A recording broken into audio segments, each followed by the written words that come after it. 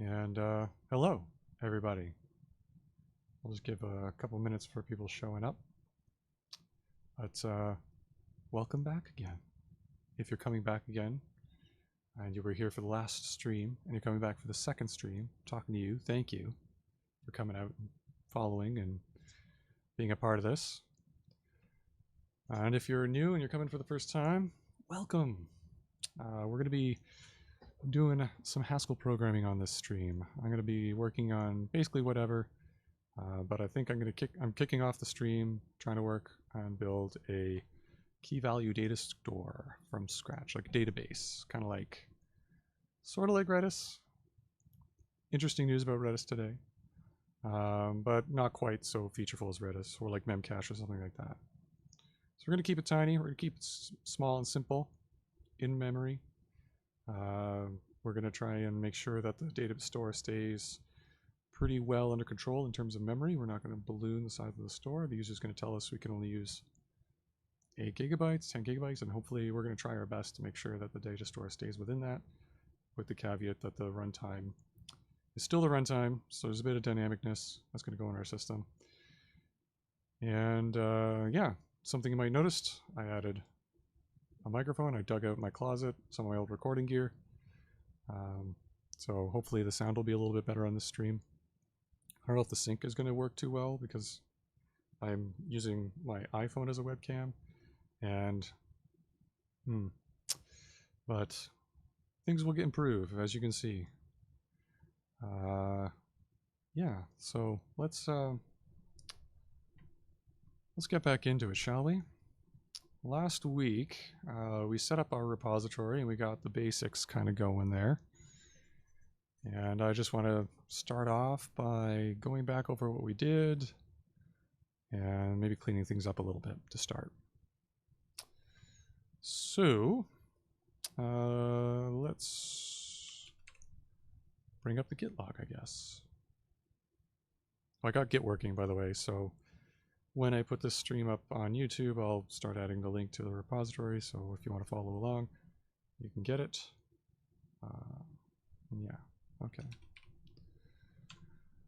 So yeah, let's walk through that in the beginning, yada yada yada. We added reader T and some monad transformers to our server here. We added text and stuff. Let's see. Yeah, just probably not a whole lot in that commit. Yeah, we added logging, monad logging, which is probably what I'll work on a little bit later once we clean this up a bit. And configurations and stuff. Okay, cool. Yeah, we tried out a library called conferrer. And at the end of the last stream, last week, we were trying to get it to work, to take parameters from the command line, which didn't appear to work, but it does. But there's something with it that's not going to quite jive, so we might have to change it up a little bit how we're doing it. Let me just pull up the server source code so we have a look at that. We're going to get rid of lib. Okay. This Rosby config here. So it turns out that conferrer will take this field name to be the literal name of all the configs, like the command line parameter and the whole 9 yards. So you notice I put this little underscore prefix here, kind of convention because of Haskell records, but if we introduce lenses later on, it won't be such a big deal because lenses will hide all of that. But we might end up having to, unless conferrer gives away, like kind of like ASON, the JSON library, gives us a way to like pass in options to mutate, like change the field names there. We might have to like make an exception for our config type here. But it does kind of work. It kind of works like this, context hosts. I don't know, let's say port. We could put like 5,000 there. And Yeah, it's localhost, so let's try actually the other one. Something froze up, maybe? I don't know. No, it didn't freeze up. Just E-shell, it's killing me.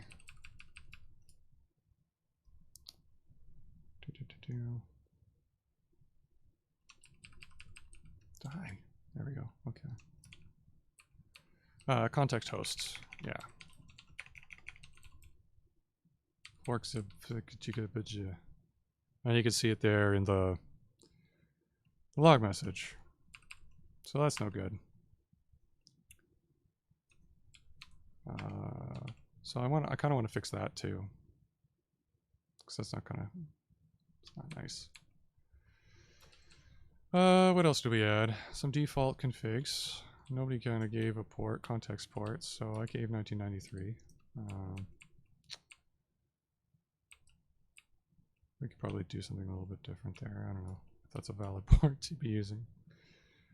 And then we got server here. Yeah, log debug. Cool.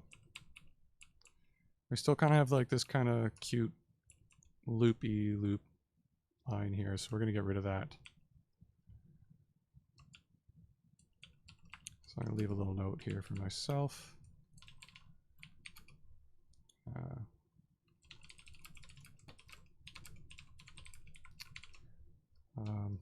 Yeah, because we're probably going to get networking going today too, I think. Okay, so that's that. And then what do we need next to do? I think maybe we should move the configuration out to a separate module. Get it out of our server. And we should probably get rid of lib.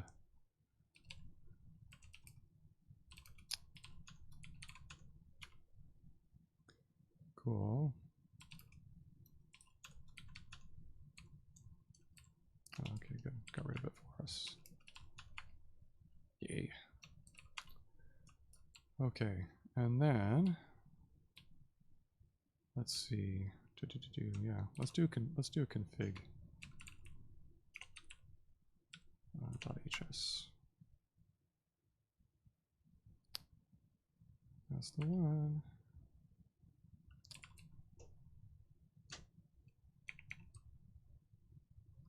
Okay, cool. Well, this is going a little bit slow, but that's fine. Rosby.config. Okay, let's pop this over to there. I have to import some stuff probably. Yeah. Confer.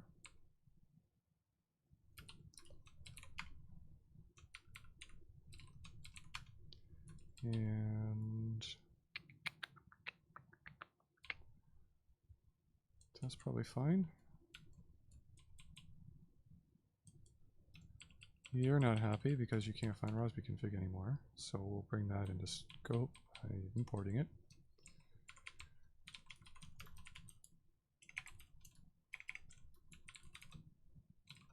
Okay, you're happy with that. I'm gonna have to import text into here. At least type. And ghc.generics. I don't think we use that anywhere else in the server yet, so we can just pull that there. Cool. Now you should be happy. Okay. Yeah, add that. And okay, we're going to fix that up as well. In fact, I'm going to get rid of all of these language extensions. No, overloaded strings, please. But properly capsed. Booyah. Okay, that's cleared that code out. That's good. And I think that'll probably still build. Cool. In the meantime, while that's going,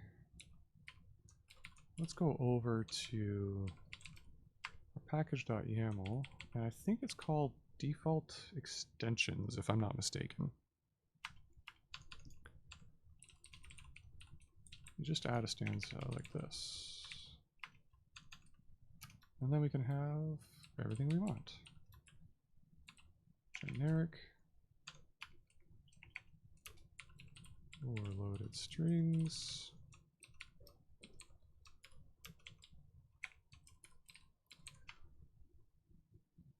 Okay, it built. That's good.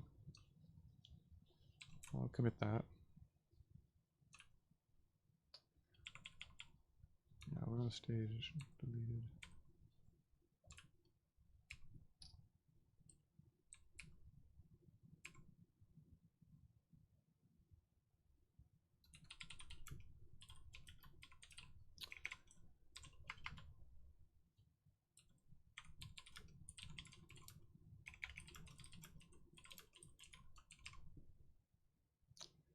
Okay, and stage changes to server. We'll add config. That will be our main change there.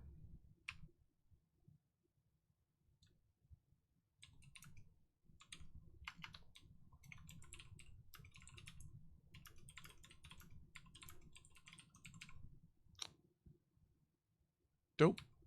Super awesome. And now we'll get back to the package stuff. So we're gonna go into server, take all of these as well.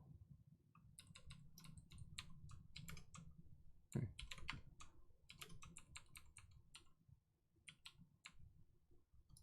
All of you, just pop you over here.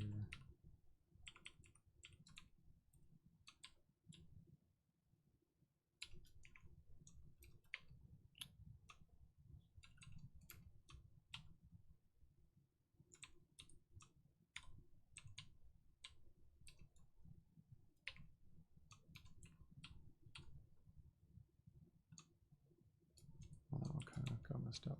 That's okay, fix that. Fix that. Okay, do we have anything? We have so this one in here twice. That one in there twice. Okay. Ooh. What did I do here? Uh-oh.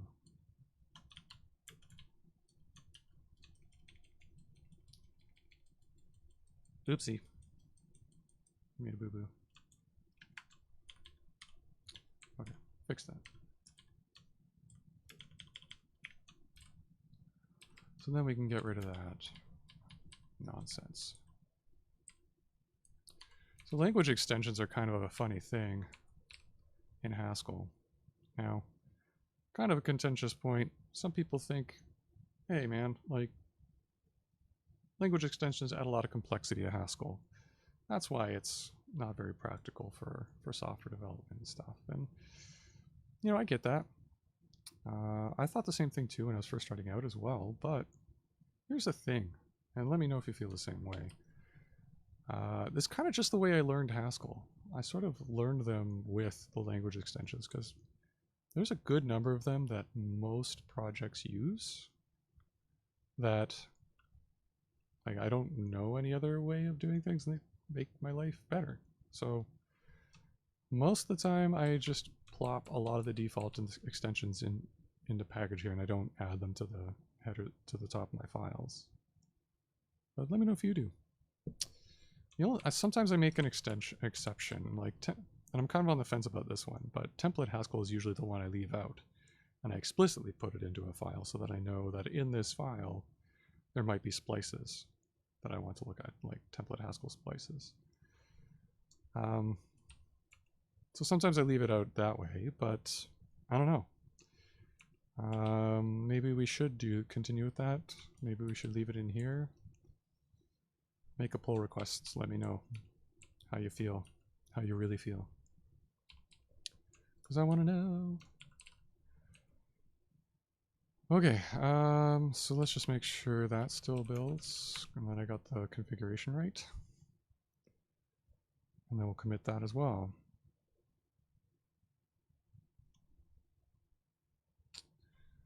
Linking, linking, linking.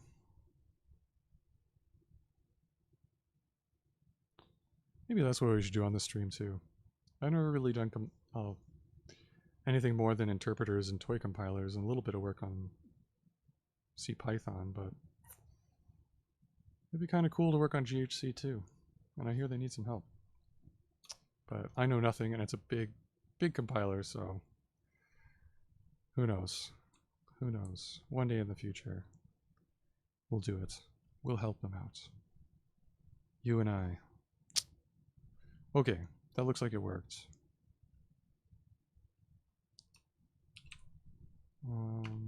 So let's commit that as well. Stage all of those, please.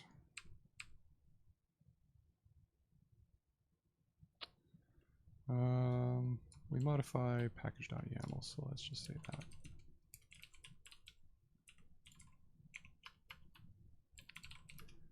Moved extensions.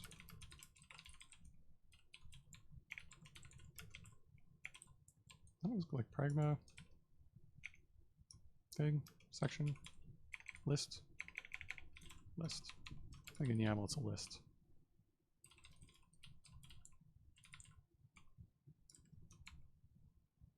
Okay, cool. I'm happy with that. Moving on. Okay, what else can we clean up here?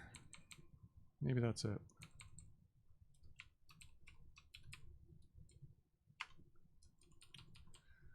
Let's see. Yeah. Okay. Oh, right. Sorry, the context host thing. The confer config thing. Okay, so let's look at confer a little bit and see if we can't find if it enables us to kind of add some options.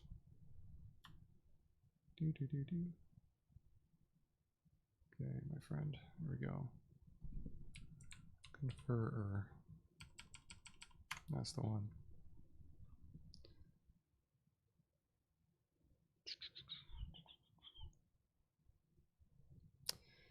Okay, let's see. Yeah.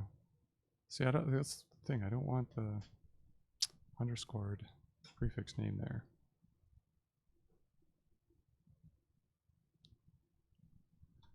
So let's check it out. CLR basics.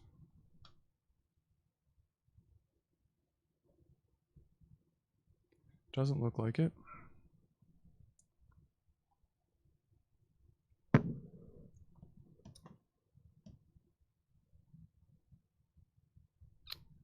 No, maybe not. Okay, let's look at.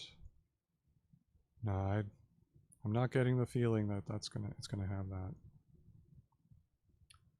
So that might be something we'd have to get like open a feature request for, my friend. Lucas6246. I like your library. Just want to be able to change the field names, how they display, how they get interpreted. Okay. Well, I don't think it's going to have it, so what we're going to have to do is I'm going to have to go in and make a choice. We can either change this to just host like we want and make an exception for this one type, and hopefully we won't have any. That's going to conflict with a lot of things, I feel like, so we might have to import it qualified everywhere, which will be annoying. Or we could just give it like a more sensible name, like server host. How's he doing that dot stuff? How are we doing that? Did you just notice that?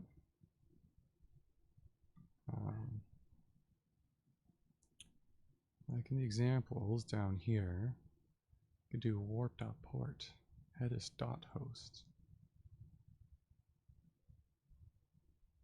How does it do that? Oh, okay, okay. I see. So if we embed things here, and we give them, I guess, instances of this from config stuff, it can kind of like choice. That's pretty neat. I like that. I don't know if we're gonna need that for our things, so let's just call it server host and server port. And maybe, I don't like it, but we could also go like this.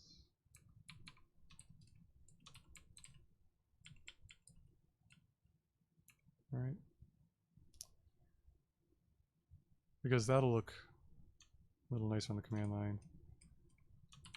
That, but you know what? Whatever. Not that important. So we'll just clean that up for now, and that's just the way it's going to be. And we'll clean this up as well. And that'll be fine. And I think we'll probably have to change server, because we noticed that there. Okay. All right. I'm just going to document that a little bit.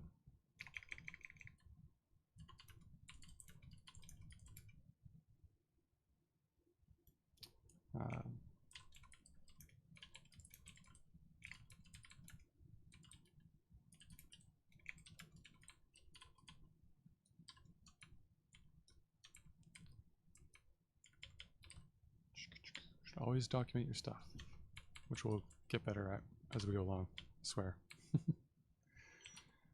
Okay, good, okay. So that's cleaned up. I like it. I love it. Let's commit it.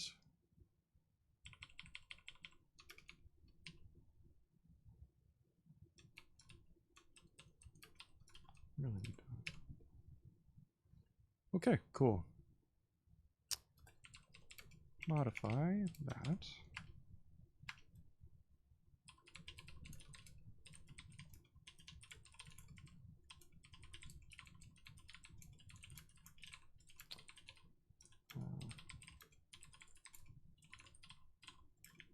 Yet, we'll be fair.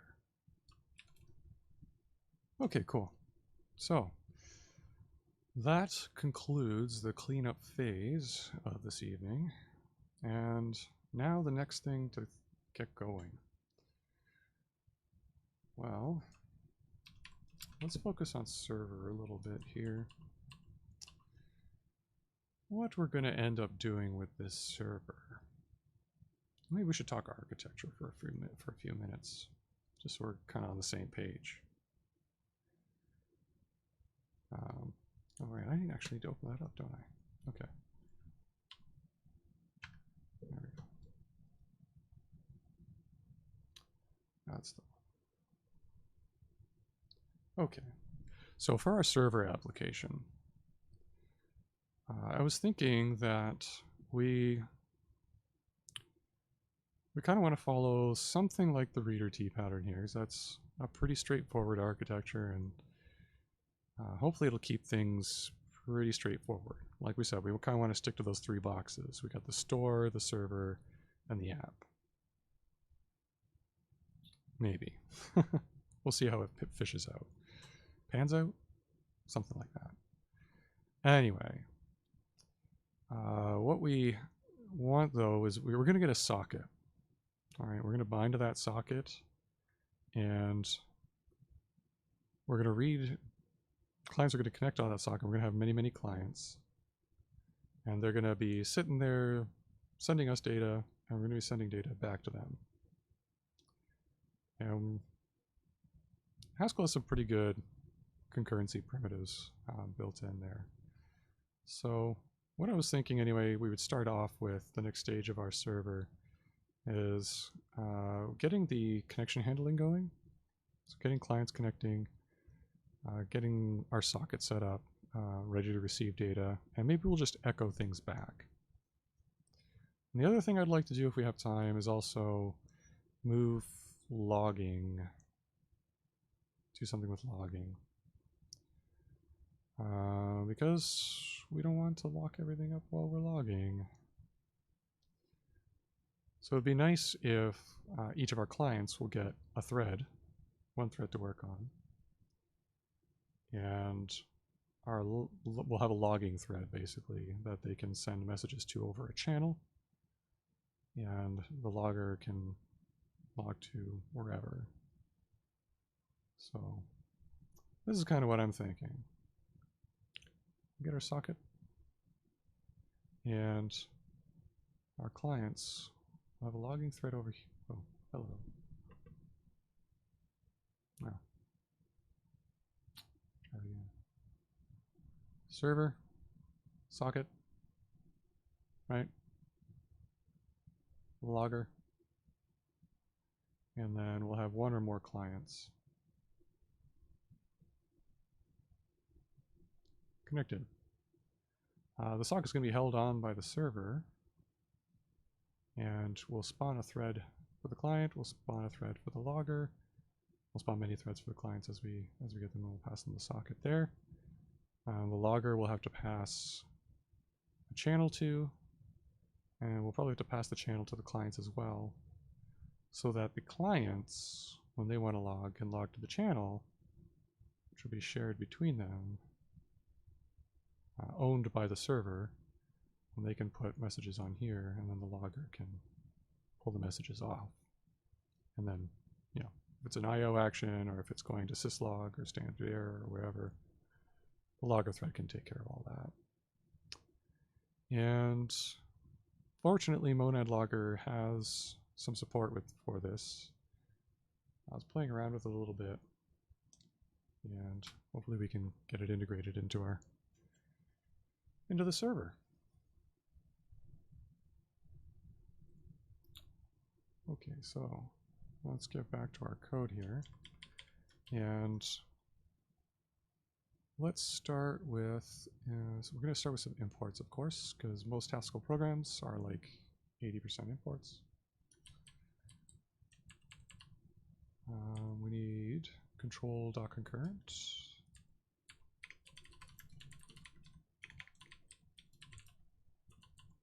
That one. And we're also going to need networking. Yeah. I don't know where to go yet. Let's do, I don't know, networking. Seems pretty reasonable. What could go wrong? Nothing. You're not going to break the computer by trying. Okay, networking. That's a separate library. I think it's just called networking. And it goes under network. Network.socket, and we'll want socket.bytestring. I'll probably import that maybe qualified? I don't know if we need to import that qualified.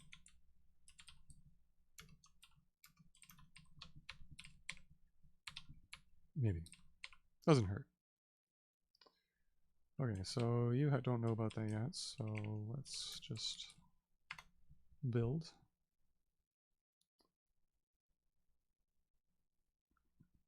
Oh, also an update. Stack Nightly finally has an GHC 8.10. And latest Nightly has GHC 8.10, so we should be able to switch to that.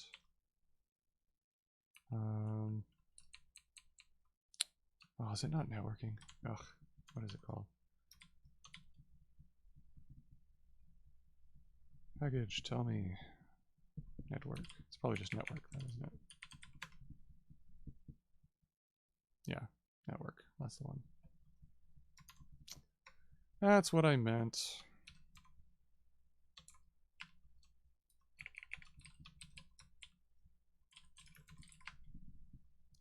Coolio. That's going to compile. Hopefully that you'll just pick up on that. We can move forward here. Okay, so let's see. Start. Start's probably we're going to start initializing everything.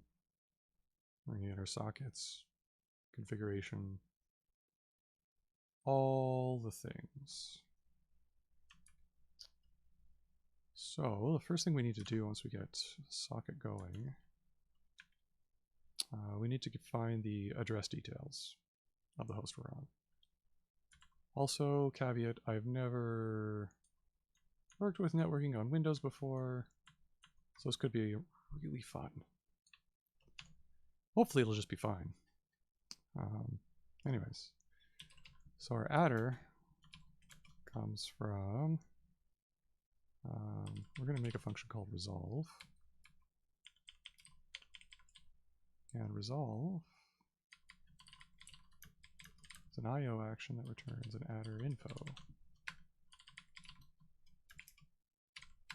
So in order to do that, we have a function called default something something something.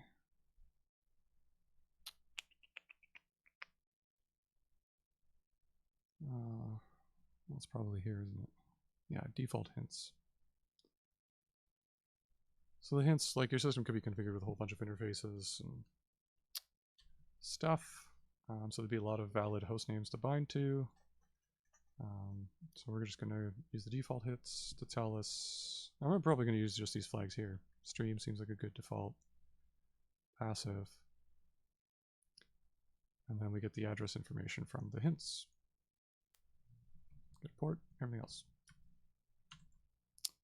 And in fact, that's pretty much exactly the function that we're going to need. So we'll just rip that out. So not select all. Come on. I swear I know how to use the mouse. It's true. I don't know how to use a mouse. Okay.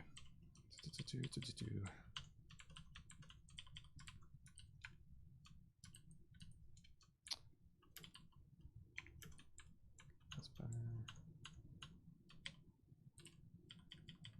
Okay, so it needs this m host, which is like a maybe string, I think, or just a string name.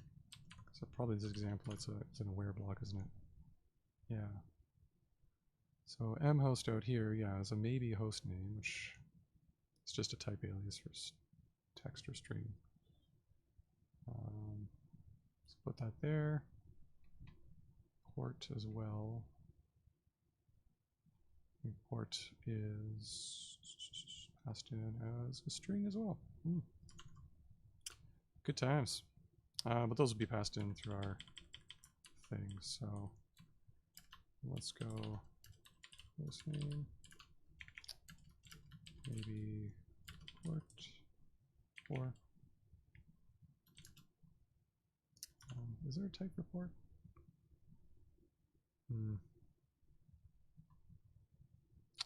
there's a type alias for that as well.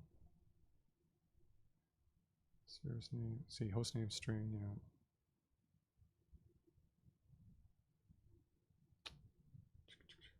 Oh, okay. That's fine.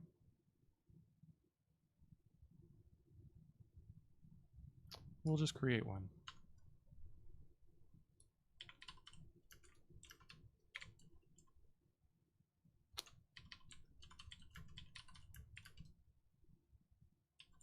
Ugh. Gross. Okay, looks like we're going to have to restart the workspace here, LSP. Thank you very much.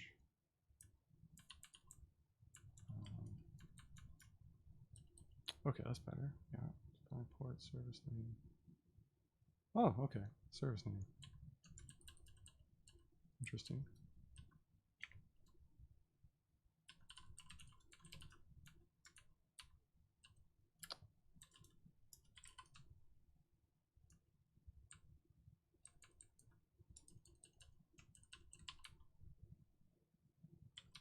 Okay, cool. Now why are you unhappy? Because I gotta lift IOU. Still not happy. Oh, because I changed the thing. Nope, wrong. Yeah, okay, so that's because we need to pass something to resolve here. What should we get from the configs? Which we already have here, so we will get the, what do we call it, the server host. I don't know why we call it context. It's CTX, but we're going to change that. CTX, does that work?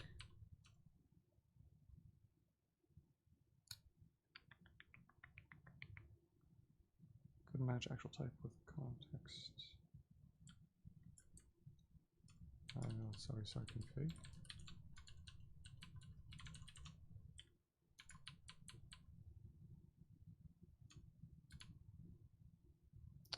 And yeah. What is config? Sorry. I'm losing my mind here. Oh, what is the type of it?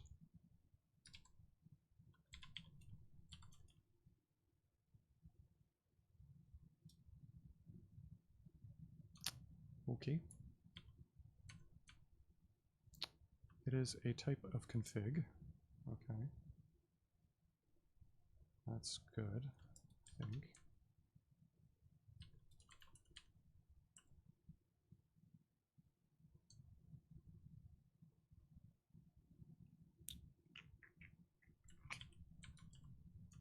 Oh, I see. Okay, we haven't actually gotten the configs yet until we're in the server. That's probably why. Okay, so let's not do that.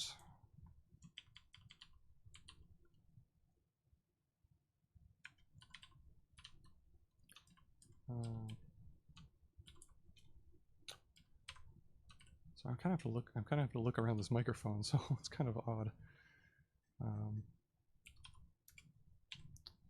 Yeah, let's pull that over here.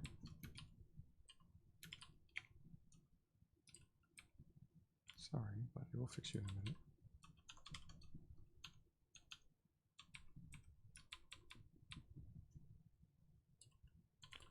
We'll clean this up in a second.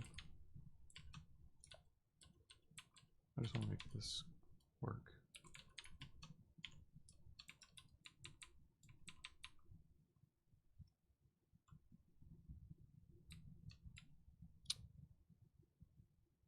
Right, okay, so now it's getting the type back, but it's not the right type that we need to pass into resolve.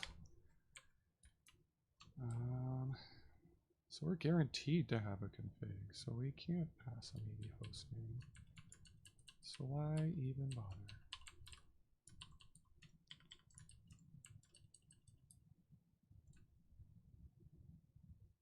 And it doesn't like text, it wants string. Of course it does. So t dot something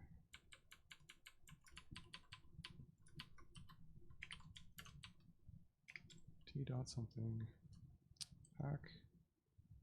No.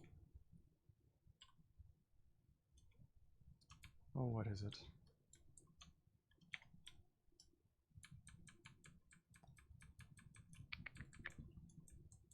I always forget what it is. No. String to text. Yeah, pack. What the heck?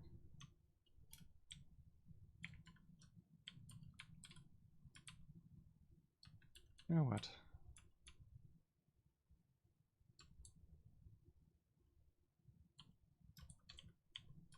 Ugh, jeez.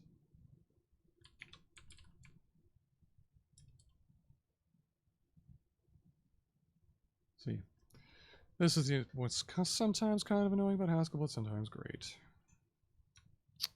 Okay, so I'm clearly just getting my brain all blah blah blah.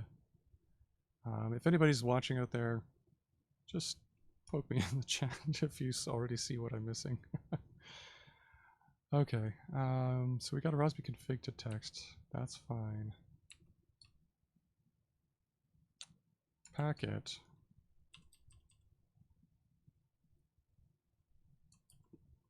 That should be fine. Let's pull up config. Okay, so it should be pulling out a text. What's with hosts?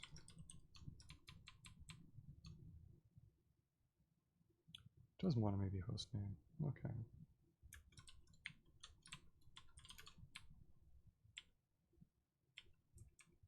Well, you're getting it. So there. Take that.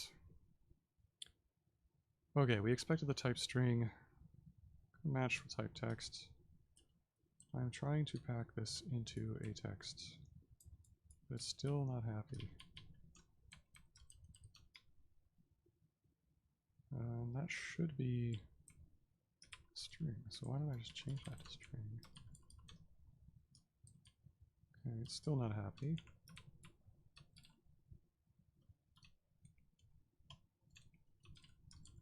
Put that back.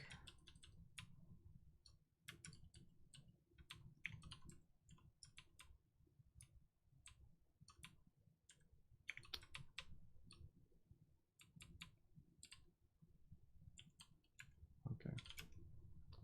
Let's try this. The server host of the Rosby configs. Configs. Okay, this is of type text. Super is resolve. So we're going to take our pack, which should convert a string. Oh, convert a string into a text. Oh, that's why. Duh. Okay.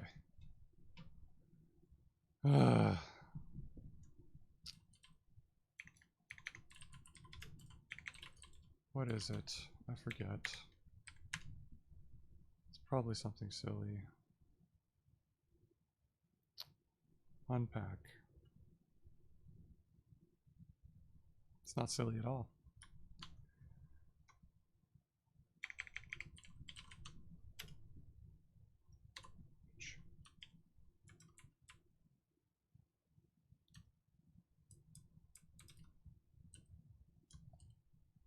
Okay, that's fine. That's fine. You're probably expecting something else, maybe? Yeah. Okay, cool. So, server port of Rosby configs. That's going to be an int. Yes. So we're going to need to like turn that into a string as well. We'll just show. Okay, now we type check. Finally. Sorry, sometimes, you know, this is my second stream. My first one I was super nervous. I'm still pretty nervous. We'll get through it. It's cool. Okay, so that's gets us the address that we're going to bind our socket to. The next stage of what we need to do is get the socket. Yeah. So we'll go back to our low-level networking interface library. It's kind of a thin-ish wrapper over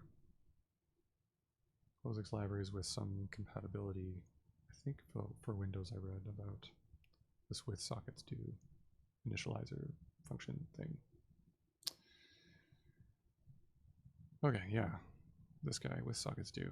So we got the address, and then we're going to open it and put it in bracket as well, because that seemed like a smart thing to do. And that bracket just makes sure, it's kind of like Haskell's RAII type thing. It's not quite as nice, but it works. I'm hoping we'll have better tools for this in the future. But for now, use bracket. It's pretty alright. So that's what we're going to do. And that's to get our sock. We're going to bracket the function open with our adder address information. And this gets a close, and this gets, what was it, a client. Yeah, we'll fix that in a minute. So bracket comes from control.exception.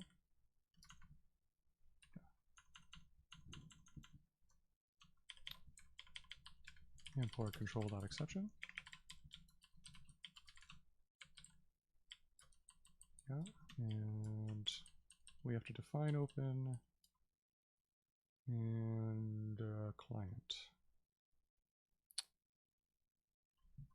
Oh, look at this. Bam. Wonder what that is. Oh, look at that.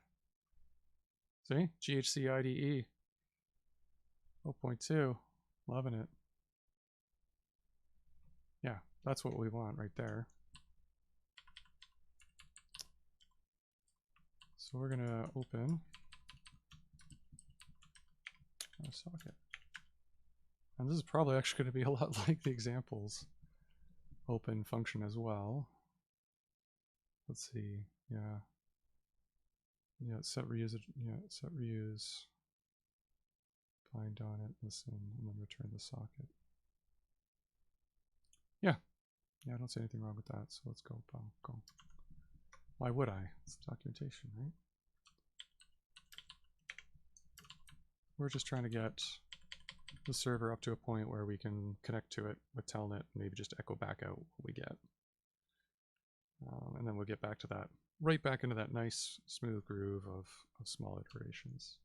So we're doing a little bit of background work, a little bit of setup here to get to that point. So we need to fix that because it didn't put in the parameters for us.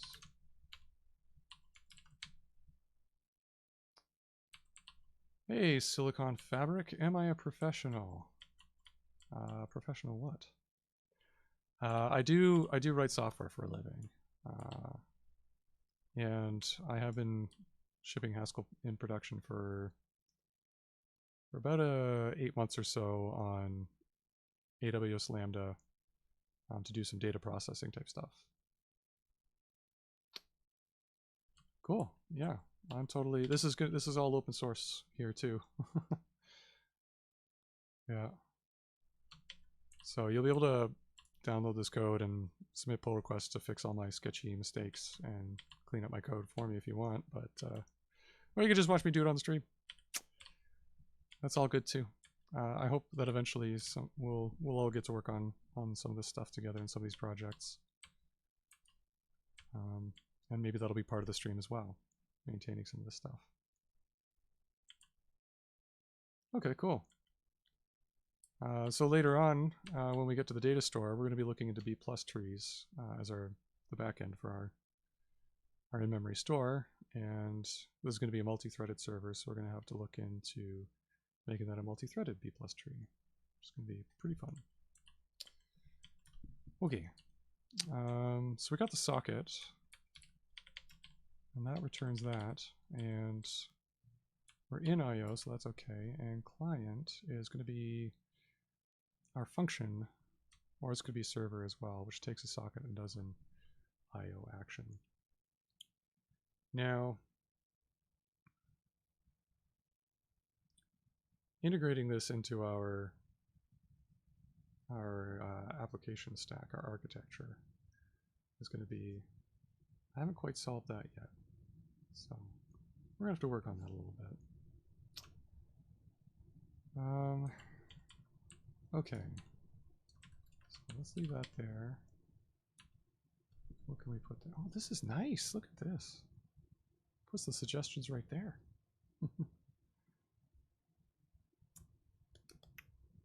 Yeah.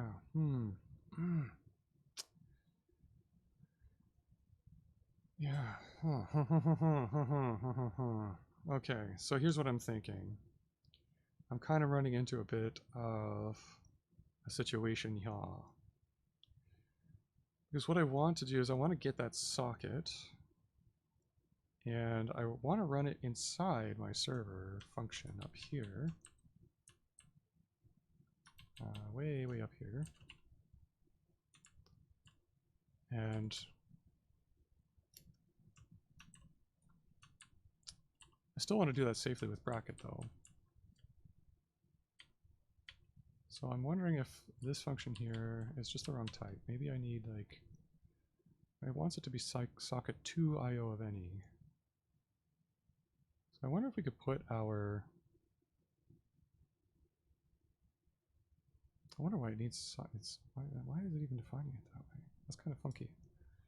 Let's learn a little bit about bracket, shall we?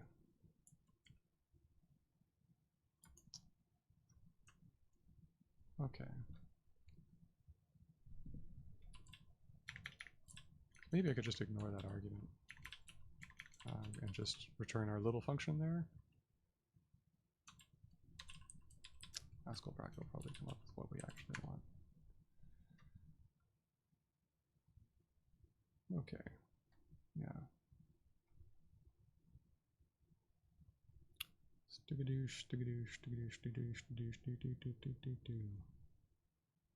Where are you, bracket? No, I don't want all of these new type stuff.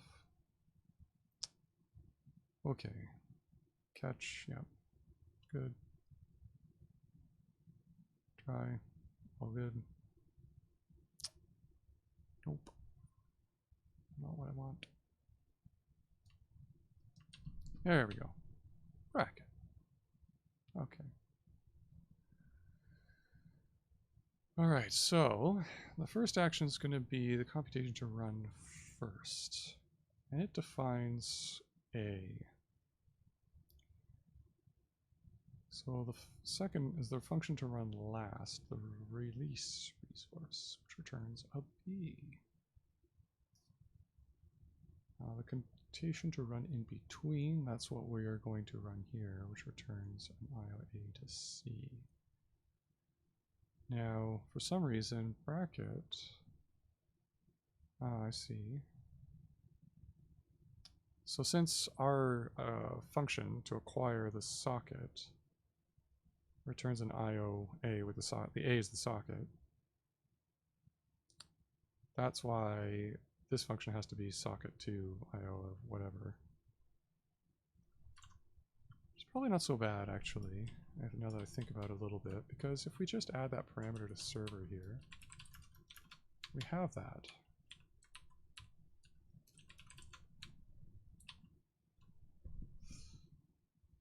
And that might work for now. It'll at least get us started. I'm not sure if I like it,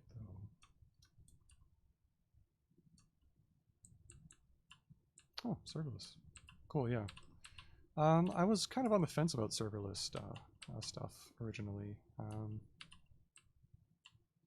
It's like, now that I've used it a bit, it's kind of just like CGI, if everybody remembers what that one is. Common Gateway Interface. Just running on the cloud. And I don't know, it's growing on me. I like the deployment story on it, and monitoring, like observability into a serverless architecture is pretty nice. So for like sidecar style workloads, which is what my stuff's doing, it's kind of processing data in the background. Doing stuff on serverless is pretty nice. So getting back to here,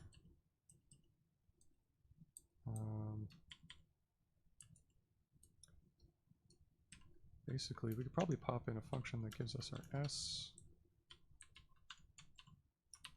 and then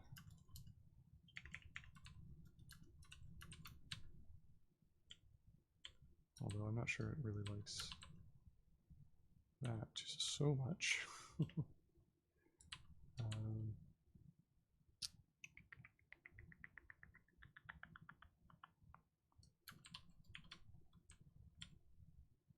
Oh, right, because it wants to, yeah, okay, of course. Pasasa. So we can't do it that way.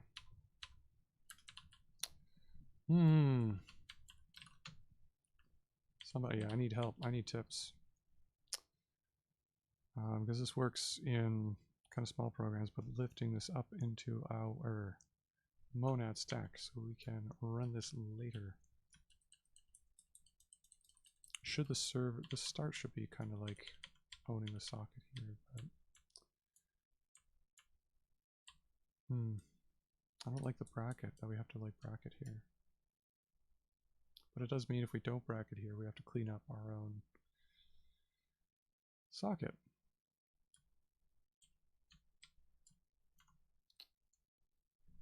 So, what else can we do?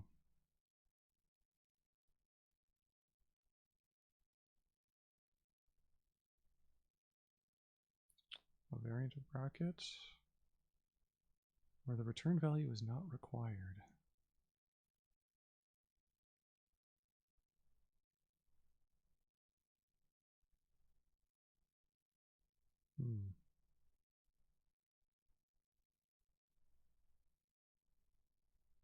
Oh, okay. Well, actually, let me try that again. Except,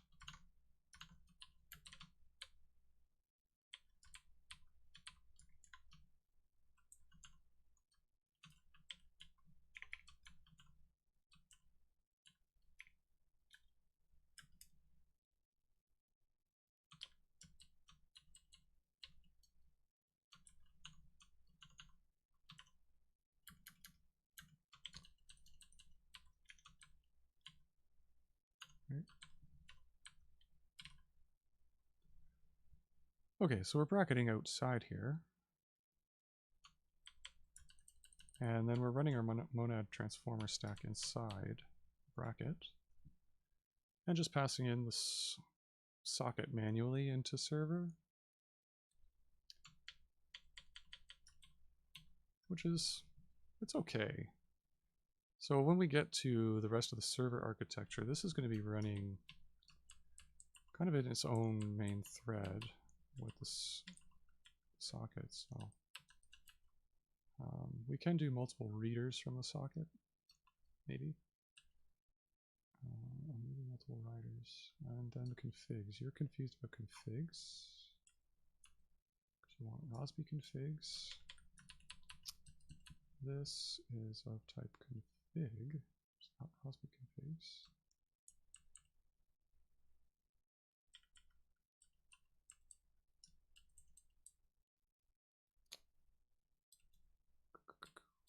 Cool.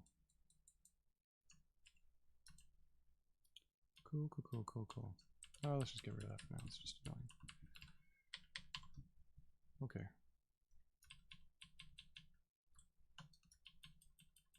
Yeah, this is looking okay. It's looking alright. It's getting us somewhere. Don't want to get stuck too long on these sorts of things. So if it doesn't look like perfect, that's okay. The ideal is get back to that quick iteration loop as quick as you can. And the way you do that sometimes is you just make it work first. It's ugly. It's not perfect. But you just make it work. Then you make it nicer once it's working. And then you make it fast. I mentioned serverless, yes. And do I have a write-up on how to do it? Not yet. It's something I've had on my back burner for a long time, and I probably should. I'll be posting that out on the socials in various places once I do.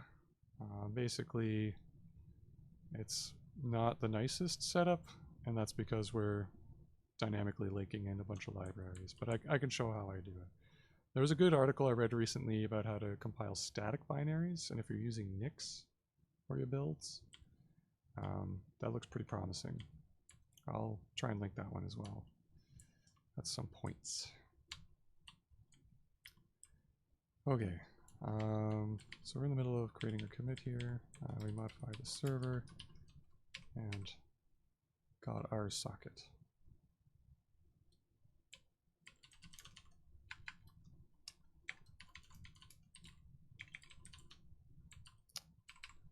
Okay, so we'll clean that up somehow at some point. Elaborate. Yeah, it is kind of elaborate. The build script is elaborate. And we just use Jenkins for CI and CD.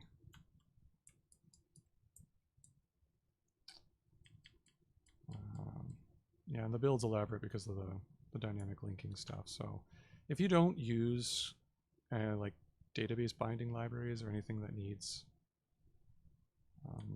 to be linked in when you compile, then it just works straight out of the box pretty much. But I needed my serverless functions to connect to our database. So I had to link libpq, which required linking da-da-da-da-da. And I don't know, Amazon has its own version of Linux that it uses to run all the functions on, and so they have their own versions of their libraries that you have to get. It's a whole bunch of nastiness. Okay, what to do next? Well, let's see. We could do... Well, we wanted to be able to get connecting to the server and receiving data and getting and echoing it back out. We'll just do an echo server at first, just so we can start seeing some output and refine it from there. So why don't we go ahead and work on that. Okay, so let's go back to our server. Okay, so basically what I'm thinking is, now that this has our socket, we can probably fix this to-do here and start reading data and echoing it back out, handling our connections. Okay, so we probably won't need this anymore. We might eventually need that, and we'll just get rid of this. Yeah, don't worry about it. Don't worry about it. Okay. Okay, dokie. So, reading off of our socket, basically, you need to use receive.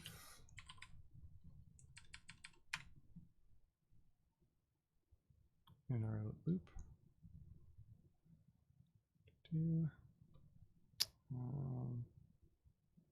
Yeah, I'll have to do some setup here. This is where we're gonna go. That's where we're gonna go here.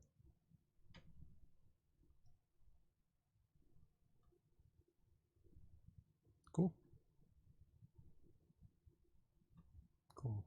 Cool. Ah, actually, yeah, we'll put that loop there, and that'll clean things up a little bit better. Actually, that'll make me feel better at night too, and I'll be able to go to. Yeah, okay. I'm gonna be able to sleep at night and not feel disappointed in myself for messing this up too badly. Okay, that's where I was supposed to put the yeah. Okay.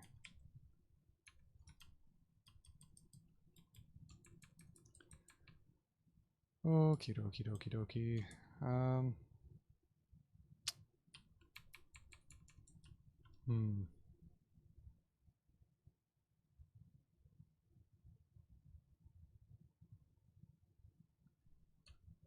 I still kind of like that. I'm starting to like that. Anyway, what we could do is let's just comment this out. And we'll write it this way and see how it goes. And loop, where loop gets the socket, and basically we get the connection on the peer from accepting on S. We accept the connection. Somebody says knock knock, say come in. It's lame, I know, but and then actually we do this in the loop forever, which comes from control.monad, which means this needs to be a do. And then Bob's your uncle. Basically, we fork our server handling into a background thread.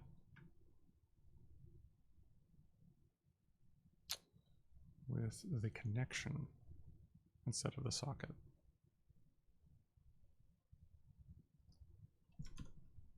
Okay, so void work finally. Oh, let's make completions here.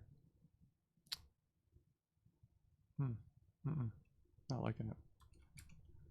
And then we want this to be just const graceful closing. Graceful close is, yeah, connection. And 5,000. So basically what that does is that whatever happens, if an exception gets thrown in our thread, it's going to come back to our main thread here. And this function is going to get run. And when you're closing a socket, you kind of want to make sure that everything finishes running first, if it needs to. And so we're going to try and let things run for a little bit. That's what this number is here, I think, if I remember correctly. Give it a little bit of time to shut down any other resources it needs to shut down. And then, I don't know why that happened. And then our function goes here. That handles the server connection. So that could be this guy up here.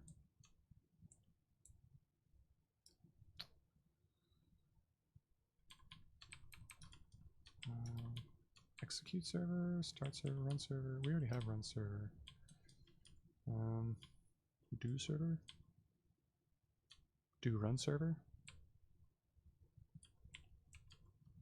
Handler. Sure.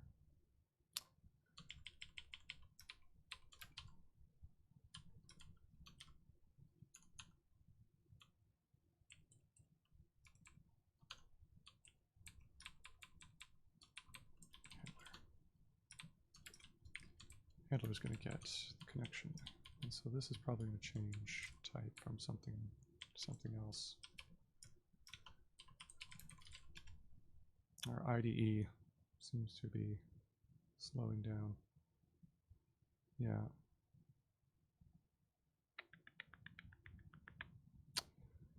Suck.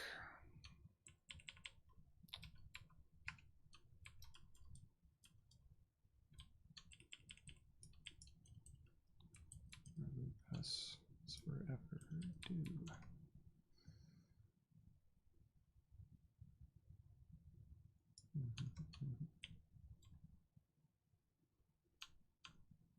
You probably just don't like it there. That's fine. That's okay. Do you know what we can do? We can just pull that out. Make it a thing.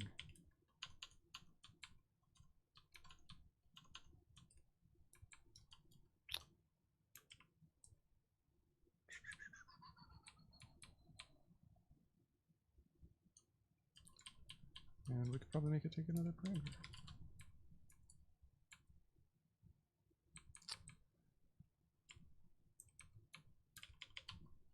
then, why not? This is gross. Don't do this at home. Well, like I said, we'll clean it up. We'll clean it up. And then, ugh, ugh.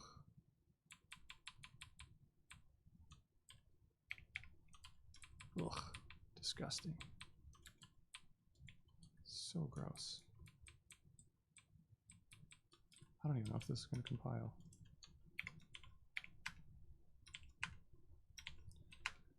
Probably not. I'm not expecting it to.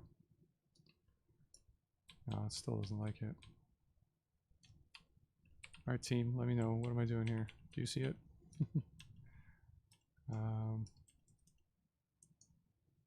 Loop sock equals forever.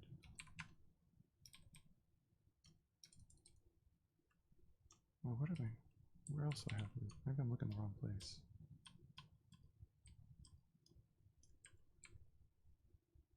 No. What line is that? 36. Yeah. Oh, there you are. Bam.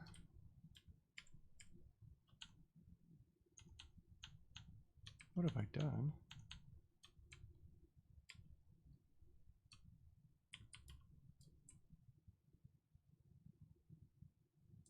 Yeah, that's okay.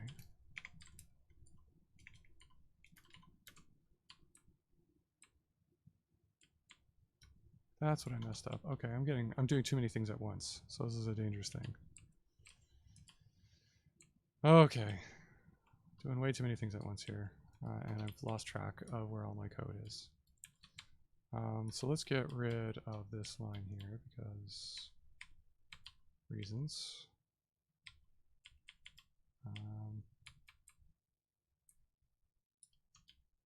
Let's get rid of that line there for reasons. Okay.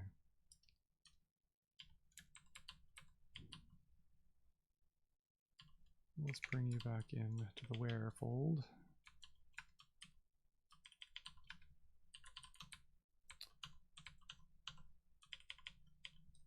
And bring you back into the where fold.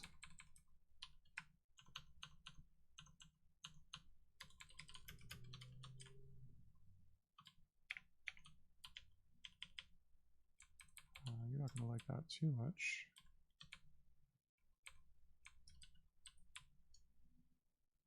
We need control.concurrent for this. Finally, we're on to some stuff here now. Threading is pretty sweet in Haskell. It's a lot more declarative than in, say, C or something like that, which is kind of nice. You kind of just say, like, run this thread. This is the thread I want you to do. This is the code I want you to run, and ask for it.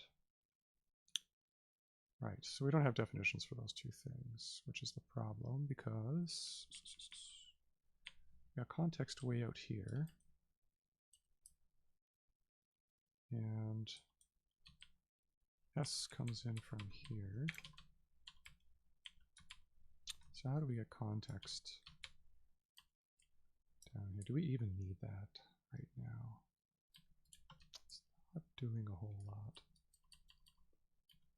It's not doing a lot right now. For your T.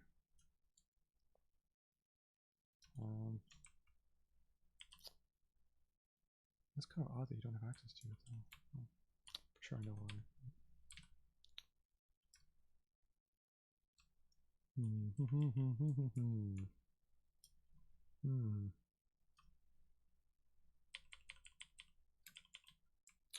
We're almost there.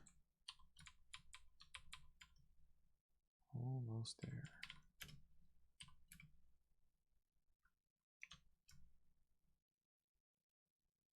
Oh, okay. You know what? Get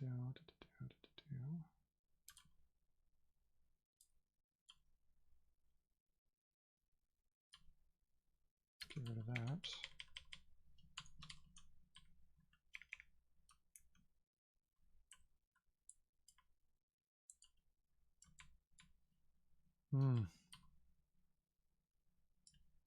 Still gonna get ugliness.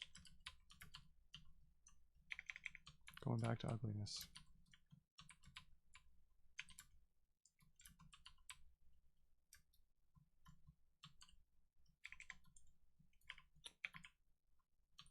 I will reform my ways, I promise. But not today. Okay, we only have one more problem with this. And right.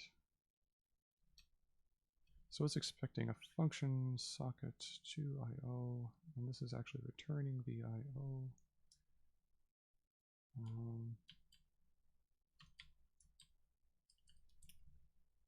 Because we pass something in here. Don't actually know that it's going to be a socket, because I think it's whatever this returns, whatever S is. I don't know if I can see right now. This function's got to be socket to IO, so I think S is a socket.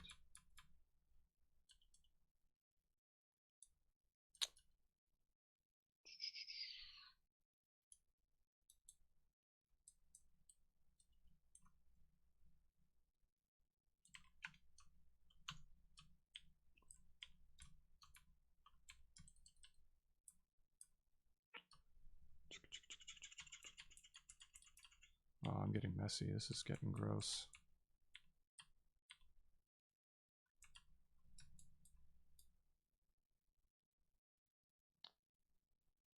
All right.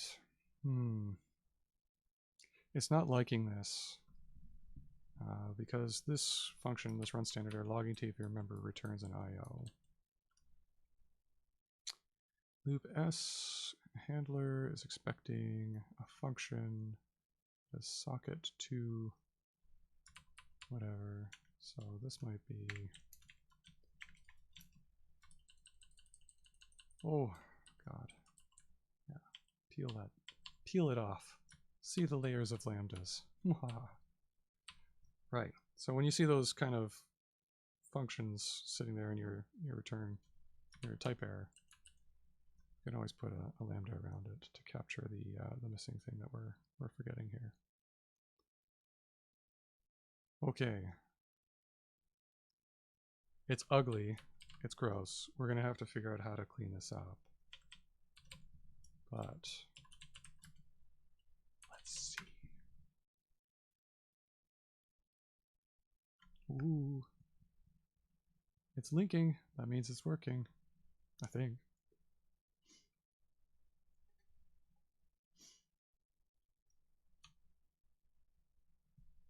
Okay, well, hopefully that works.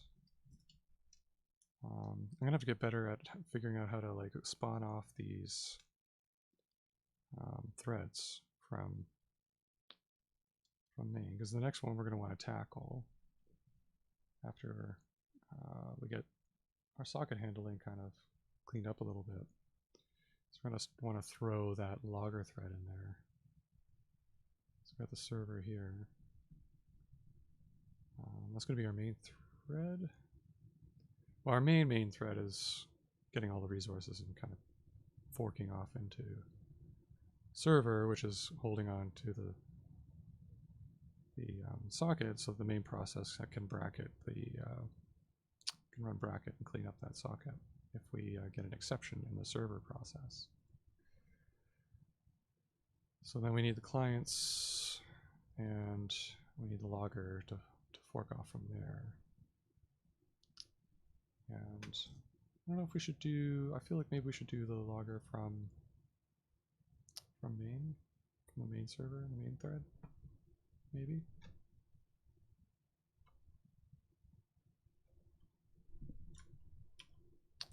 Okay, so that means now when I run this, we should see it log out our one log message and just sit there and do nothing.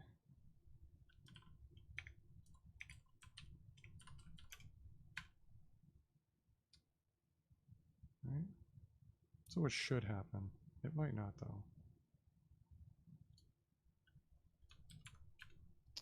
it's not. Did we remove all the logging? I might have, no?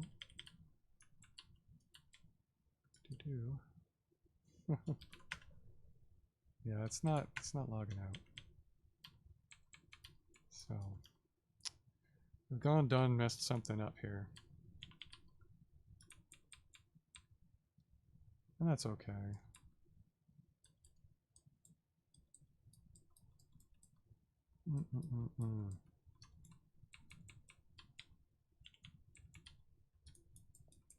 So our handler should be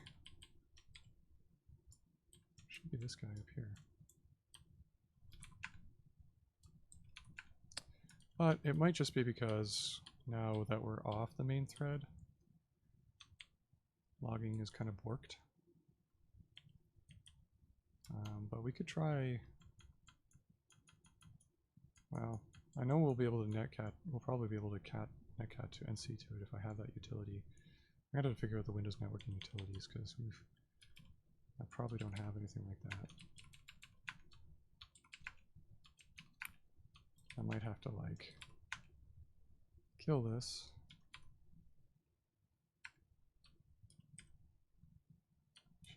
Kill it.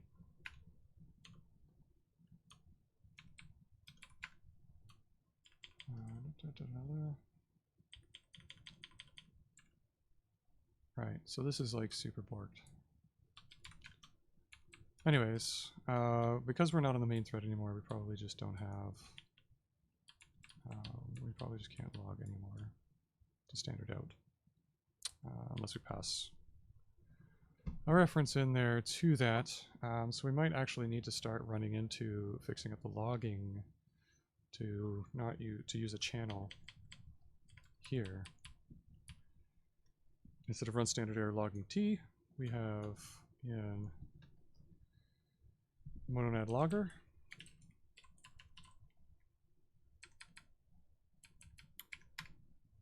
This fancy pants helper.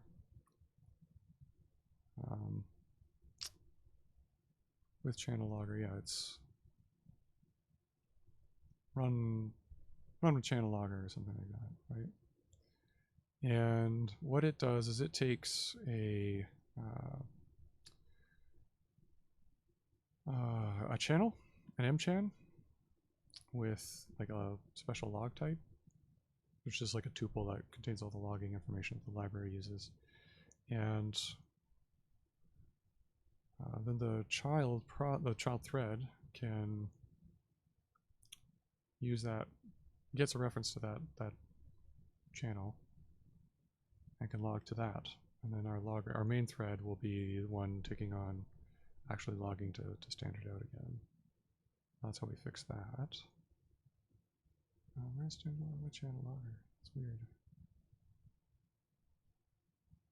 Is this the right version? Is this the latest one? Well, it should be.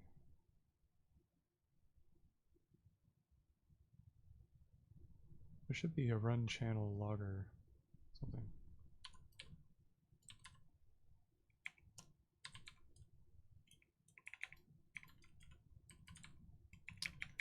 That's weird. Am I looking at the right logger? Am I logger? Yeah. It's gotta be. Logging T, run standard out. The channel logger, filter logger, no logging T. Huh. Weird. Okay, well, I swear it's there. I feel like I'm going crazy now. Yeah, that's weird.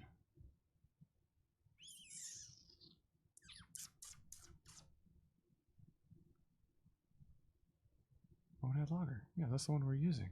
What the heck? Oh, it is on an older version. Okay. Jeez. Sorry. Sometimes you can't really see it, but always check the versions of the documentation you're looking at. And the UI in Hackage, you know, it highlights it black. And there's a ton of versions there, I guess. At least for me, I go blind. And I don't see it. Yeah, so it should be down here. Unchan logger, yeah. Then run chan logging T. Right, so our main process will create this channel, and then we'll change our, instead of run standard out logging t, we'll run chan logging t with the channel. And then our main thread, our main process thread, our parent thread or whatever you want to call it, will run this on the channel. The logging channel to kind of like flush all the logging out. So it'll run inside of a monad that has this type class, which we can lift IO into to get that, I think. So let's go inside and see if we can get logging back. Get logging back. Okay, so in start, this is where we're going to get our channel. We're going to have to import. No, we have control.concurrent there. I think that re-exports the chan thing.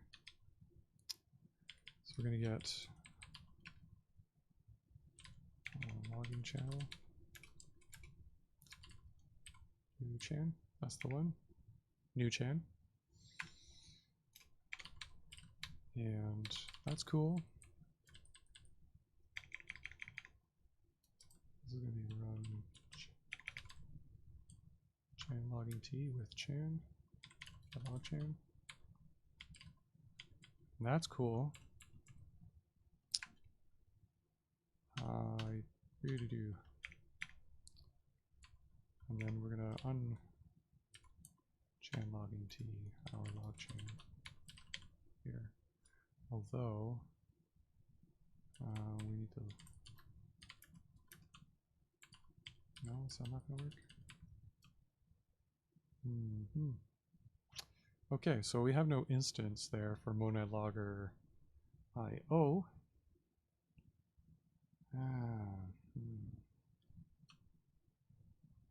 That basically means that unchan logging t kind of has that as a constraint. If we look here, monad logger of m, monad IO of m,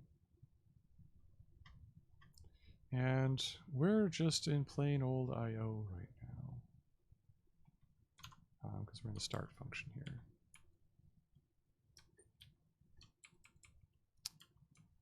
So that's not going to fly. We need to pull. Need to pull that up into a type that has it.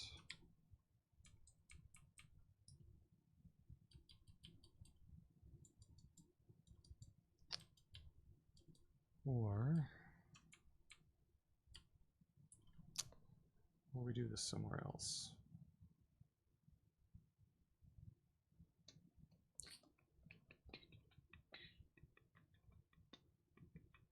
I'm not really sure what the best place to do it is.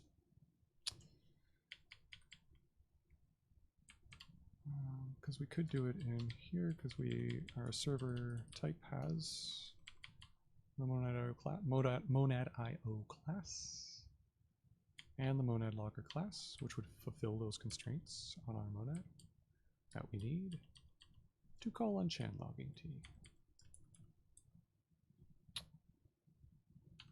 I wonder if there's a way to do it in IO. I'm gonna cheat a little bit and look it up on it and see if anybody has an example of this in GitHub. Unchan logging t. Not login t.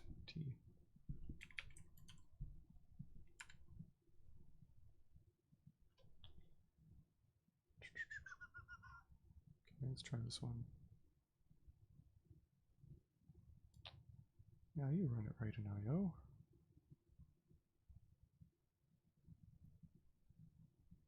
Unchan logging t logchan.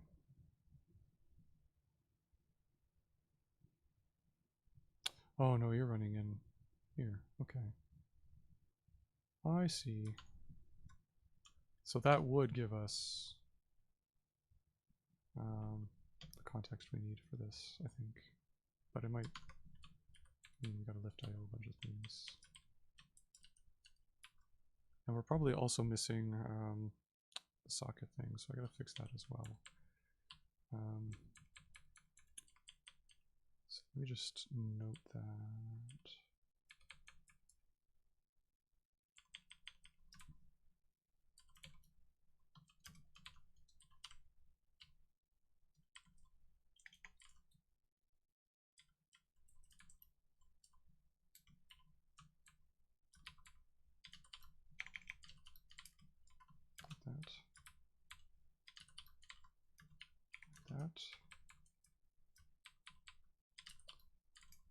That.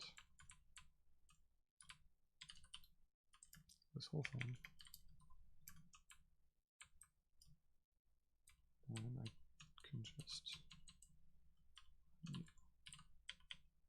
Okay, cool. And then I'm going to also add a little note to do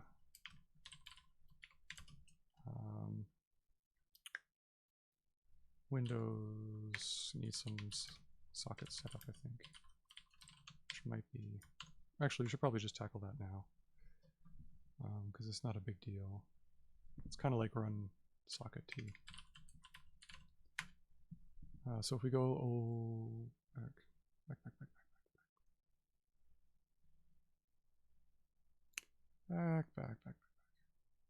Yeah, here.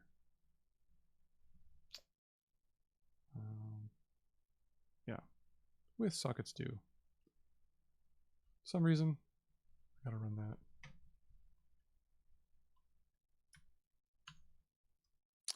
Hopefully we can just stack that in front of here.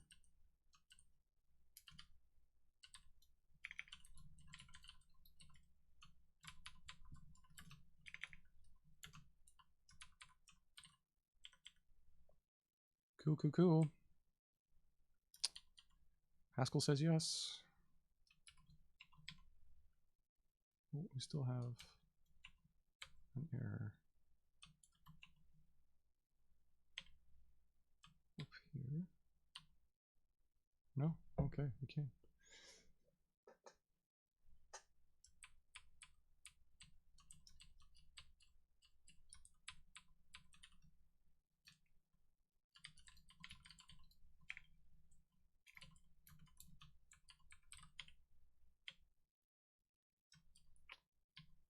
Yeah, okay. And that's why monads don't compose in general, folks. If you change the order of your types here, like your stack, you're going to have to move things around because you'll get basically a different kind of monad. It'll behave a little differently. So you got to kind of pay attention to how you're stacking your monads. Okay, so our buffer is clear of errors there, so let's just get rid of that and try and building again. And that should be good to go. And just in time too. Probably got about 15 minutes left or so before we call it a night. And we'll spend the week thinking about how to clean this up and getting it to actually work better. More better.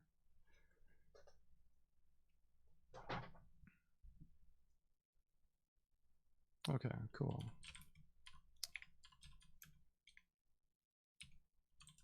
Let's try this in a better terminal.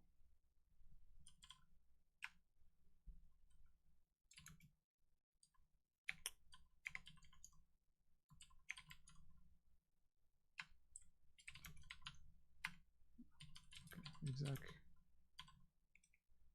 Rosby Mixie.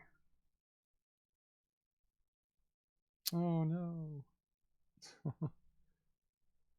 No, it's still not going quite right. So that's too bad. I think I know what it probably is, but I don't think I'm gonna have time to run into it tonight. But let's see. Oof, this is really gross code. It's okay. It's okay. Okay. So if we squint really hard at start. Alright, so I'm not exactly sure what with sockets does, but I'm just told that you need to do it. Properties must be initialized with this. Well, it's on older versions of the network library.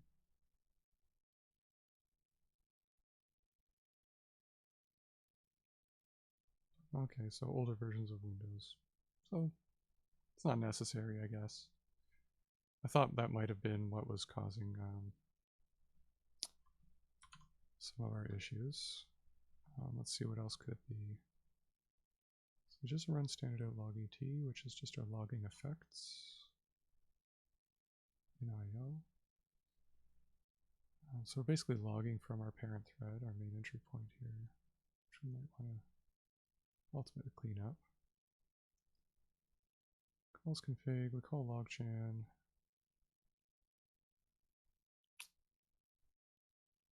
This is probably stuff we're going to get rid of or clean up.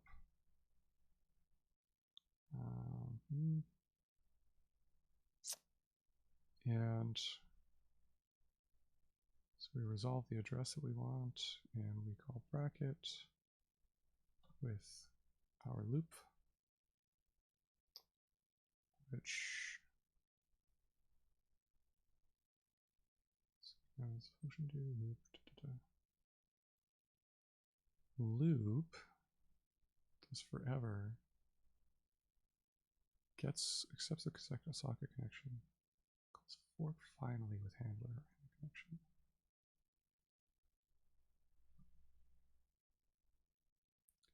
Now this is where I thought if we passed in this guy here, this is what handler is. We call that with connection, then fork finally is gonna get run chan logging t.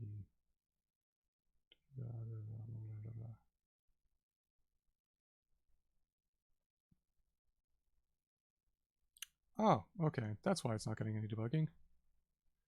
Of course. It's not gonna log this out until we get a connection. It's good to know. So that's not reporting for duty anymore.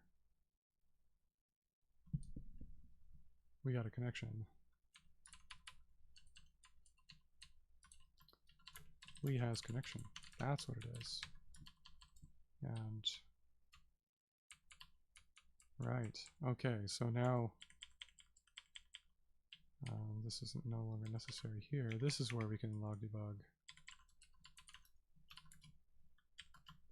Rosby reporting for duty.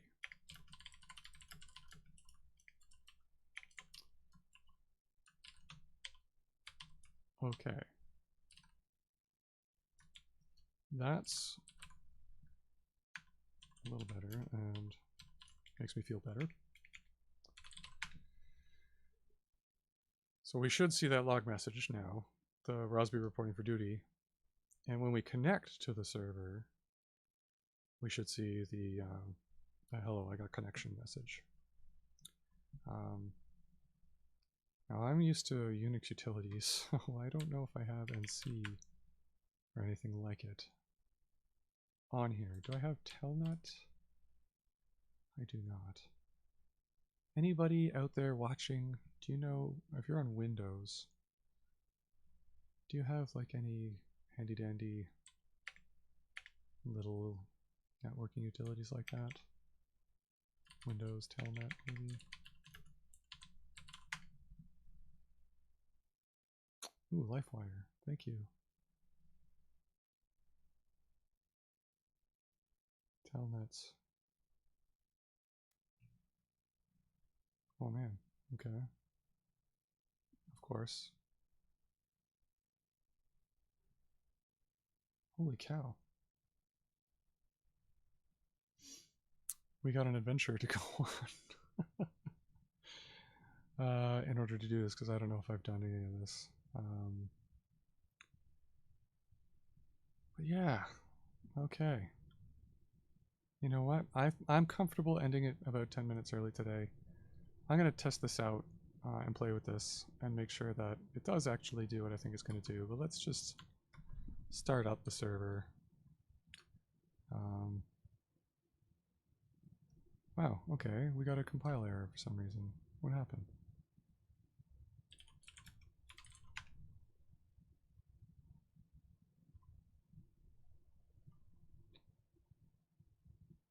Oh, weird. Okay, sorry for that. What the heck?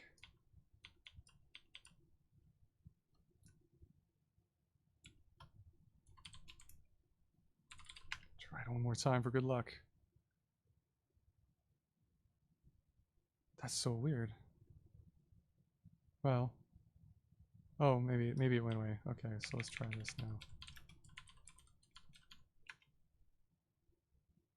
Yeah, it's just that weird decode module interfaces thing. I looked it up once and I totally forget what causes it, but it'll get fixed.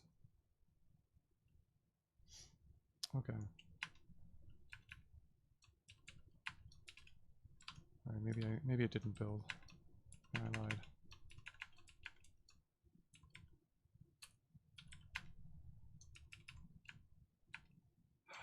Garbage. Yeah, kill it.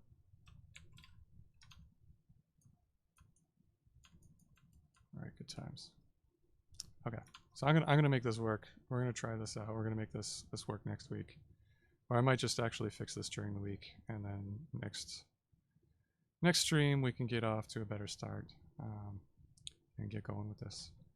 Thanks everybody for tuning in, and I'm gonna do more of this. So if you like what you see, give me a follow. I'll be archiving these to YouTube, so you can also subscribe there if you want to follow them. And yeah, we'll get the Echo server going, and then we'll move on. Once we get the Echo server going, we'll get the logging working with our multi-threaded setup, and then we'll probably move on to the command parser because that's pretty fun. All right, thanks again. Take it easy, take it easy, and happy hacking.